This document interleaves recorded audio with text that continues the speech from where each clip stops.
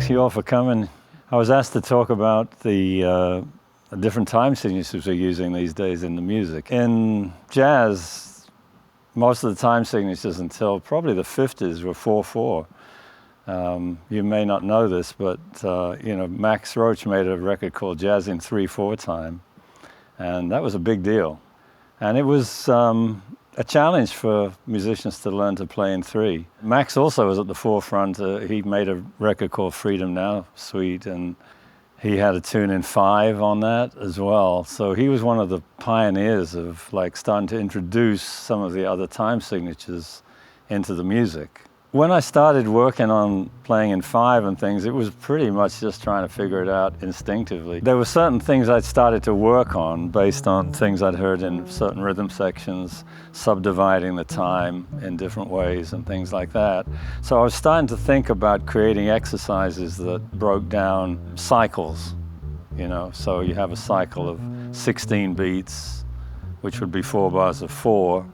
And you could have 5 3s and a 1, and you can place these in different places. There was also, of course, Indian music started to be much more globally heard, and there was quite a big Indian population in London, and I used to go to some of those concerts, and I noticed how the audience was so knowledgeable of the music. These improvisations would be happening on stage, and they would know when the resolved. Working in different cycles is probably the most developed in the language of Indian music. I've had the good fortune to play with Zakir Hussain, and Zakir's told me many stories about the kind of things he was working on, and of course the bringing together of the North and South Indian traditions. The reason we're so familiar with 4/4 is that we've lived with it all our lives. We sort of feel it now. And the key to playing different time signatures is to feel it. If you have to count it, you're going to get lost. Believe it, it's happened to me. I've printed out a few sheets there which sort of basically break down cycles into different groups of 2s and 3s. So what I'd like to show you today would be just some simple ways to apply this to your bass playing. We started a school in the Woodstock area, which is where I moved in the early 70s, called the Creative Music Studio, and different folks would come up from the city, and Don Cherry would come up and teach, and various other great musicians. Don was telling us about this idea of breaking rhythms down into 2s and 3s, and he had some syllables that he was using: gamma la for 3, gamma la 1 2 3, and taki for 2 1 2. So I started to see these as building blocks for creating claves within the different time signatures. Let's look at 5 as a cycle, right? If I'm given a tune that's in 5/4, there's usually a division that's going on. You usually have a 3 and a 2, or a 2 and a 3. So it's 1 2 3 down to 1 2 3 1 2, or 1 2 1 2 3 1 2 1 2 3.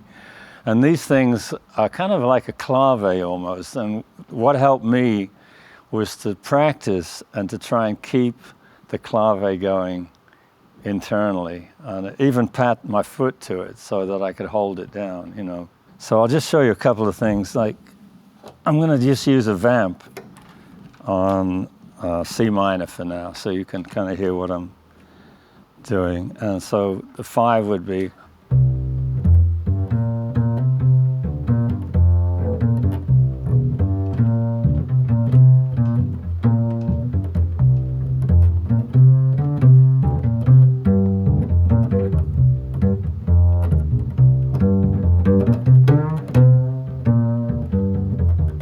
The reason I've given you these sheets is that I found what was useful initially was to not use the instrument in the beginning. And so I want to show you something that kind of works in a way. When you put 5 together, then you've got 2 and 3 together, so it shifts from side to side. One of the ways to demonstrate that is to sort of, if you do a kind of tapping thing, we'd say 1 2 3 1 2 1 2 3 1 2 1 2 3 1 2 2 3 1 2 1 2 3 1 2. Okay, and then 2 and 3 would be 1 2 1 2 3 1 2 1 2 3 1 2 1 2 1 2 1 2 3. Okay.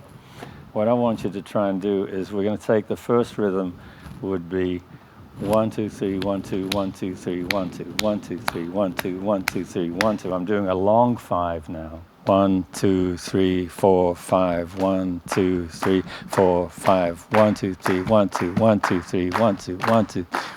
1, 2, 3, 1, 2, 1, 2, 3, 1, 2, 1, 2, 3, 1, 2, 1, 2, 3, 1, 2, 1, 2, 3, 1. Try and relax your body, because it's a physical thing as well, right? Don't be tight when you're doing it. Let it be relaxed so you can kind of let it flow a little bit more.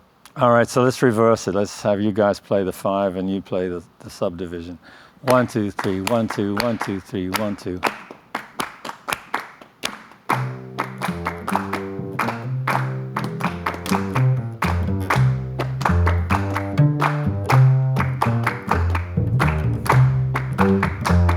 See, I'm taking these accents now and building a bass line from it. You see, what's happening here is we're sort of developing a sense of this long 5 and feeling the divisions inside of it, so that the 5 cycles will then start to feel a natural length to you rather than, you know, an odd kind of, they call them odd meters. I don't like that term because there's nothing odd about them. They're just meters, you know, they're just time signatures that are in different things, you know. Now, how do you apply this to a music? Well, it's nice if you write some songs for different time signatures. You need to play it with people, but also you can just take a blues and have it be in different time signatures too, you know. So I'll give you an example of that. Like,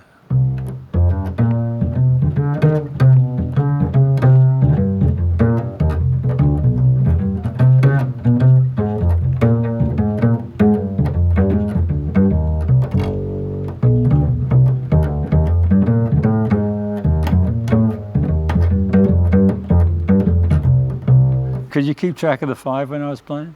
I lost it. Okay, yeah, I lost. Okay. What I was doing was just basically hearing phrases over the 5, so I'm feeling the underlying 5.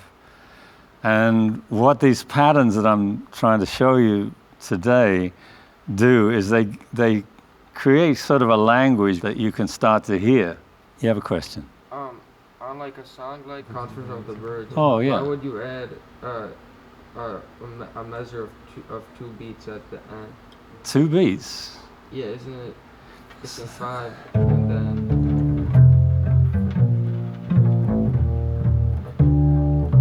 It goes into 3 at the end. Oh. So it goes 1, 2, 3, 4, 5, 1, 2, 3, 4, 5, 1, 2. That's a 3 and a 2, right? 1, 2, 3, 1, 2, 1, 2, 3, 1, 2. And then it goes 1, 2, 3, 1, 2, 3, 1, 2, 3, 1, 2, 3, 1, 2, 3, 4, 5. So there's 4 bars of 3, 4 at the end of it. Did you see it in the real book? Or Yeah, it was? it's like 5 until. Yeah, don't always believe the real book. I find that sometimes the music dictates what the time signature should be rather than planning it. You know, okay, I started in 5, it's got to stay in 5. You know, and that just felt like a natural thing. You know, to go to 3 at the end of the thing. How many of you have played, have worked on alternative time signatures besides? Yeah.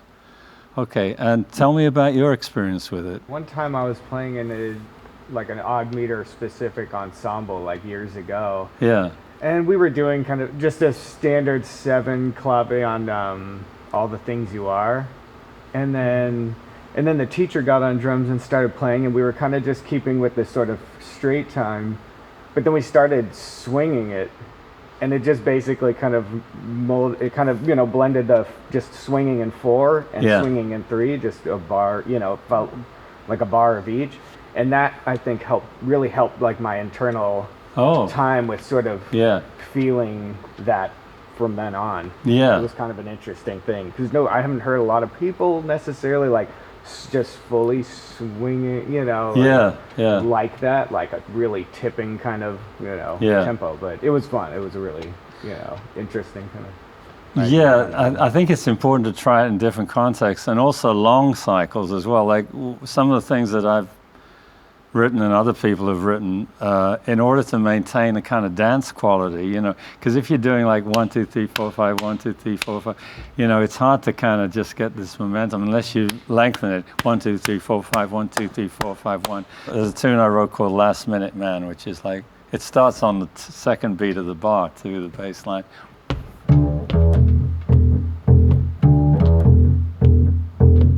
One. Okay, you know what time series that's in? No? No, it's 7, 7. yeah, 7.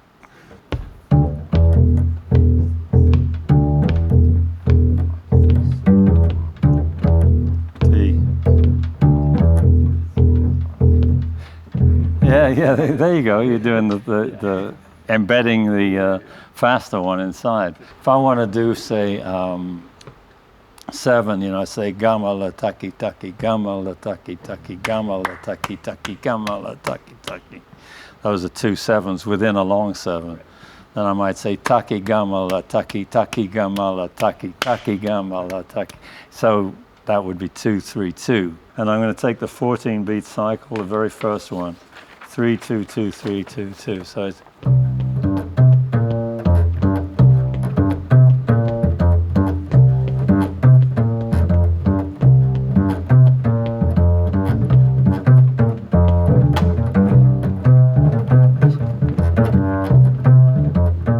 I think about it as like a clave. I really do. All these different rhythms. So there's a lot of stuff that you can work out. And what I advise you to do is get a notebook and have that be your rhythm practice, and just write down all these different ideas, and they'll evolve into maybe tunes eventually and things like that. And I would advise trying to work away from the instrument as well, just to get the rhythmic aspect really clear without having to deal with harmony and melody and notes and things like that. I assume that they interact with each other. When you were working on this, you're actually helping your subdivision side of it. Exactly. They're always, like, interacting. And you're learning other ways of rhythmic phrasing as well, like in 4/4, you know, 1 2 3 4.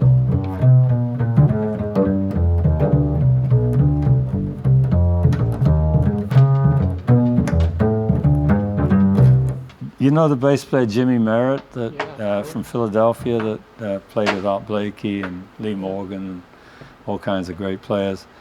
Later on in his playing, he started to play walking lines that weren't just 4 beats to a bar or things like that. I used to work at the Ronnie Scott Club, but often in the support band. And Jimmy came with Max's band for they used to come for 3-week residences. It was great, so I got to hear them every night. And Jimmy would play, you know, like, let's say a blues in B flat.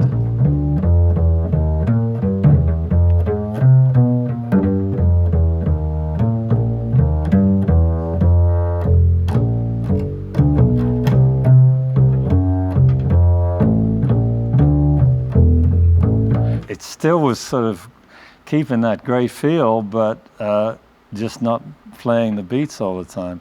When I started to work on this, I started to realize that this really helped me think in these terms. So often when I'm playing, I'm kind of breaking things down in different ways like that. Not rigidly, you know, okay, now I'm going to play 3 on 4, or this is a 7, this is a 5. But you just start to hear these kind of weight shifting. The weight of the beat would shift from side to side. That's what this thing with your hands on your knees is. You feel the 1 2 3 1 2 3 1 2 3 1. You feel the weight shifting. 2 is a passive number, right? Because it always comes back to the same side. And 3 is an active number because it takes you over to the other side. The fundamental idea is really simple: 2 and 3. Mm-hmm. But given that, you can build a whole book of exercises for yourself based on that. How do you deal with like music? I'm thinking of like Ron Miles's music, where there are these long forms that have a lot of irregular bars, and it's really beautiful, and it obviously comes from the melodies that are freely improvised, but the band somehow they're not just internalizing the feeling of like a 7 clave, they're internalizing like a form that has, you know, a bar of 5 and then a bar of 7/8 and the bar. Like how do you go about internalizing something that big? What I'll do with a thing like that is often I'll write in 3s and 2s over the top of the bars just to get me started. to give me the claves that are happening. And I might see like two adjacent bars. You can say, okay, there's a 5 and a 7. You know, you might say, well, there's a 3 and a 2, and then a 3 and a 2, 2. You know, like that. So you would still have that clave opportunity to kind of ground the rhythms in that way. There are other things too, of course. You know, there's often sometimes a distinctive bass line or a melody. When I was playing standards, you know, a lot of the older players, they'd say, man, you always got to hear the melody when you're playing. You know, that's the guide. Don't think about just the chords. And believe me, I was struggling at the very beginning, and I still make mistakes. You have to not be afraid of jumping into it, you know. Is there another question anybody wants to ask before we wind it up? In terms of the bands that you play with and the compositions that are in odd meters, do you bring the concepts of, you know, certain subdivisions to a band with a composition, or do you assume that the musician is gonna put it together however they figure out how to navigate? Well, that's where I start changes? from, yeah. I mean, I want to find players where I have to explain things as little as possible. You know, I can just put a piece of music up and then they can show me something about the music, you know, like the way they approach it. I think you should think about being prepared to do this idea of playing in these other time signatures, because it's certainly part of the vocabulary now, you know, and as a bass player you're expected at least to be able to hold it down. You don't necessarily have to solo on it, but you have to be able to keep the fundamental form of the rhythm. Rhythm is probably one of the biggest change effects that you can have on your playing. All the stuff you know, all the melody and harmony and everything you know, can be profoundly affected by how you phrase and how you create rhythmic resolution within the bar. And I wish you all the best with it, all right? So thank you for being here and sharing the time with me. Thank you.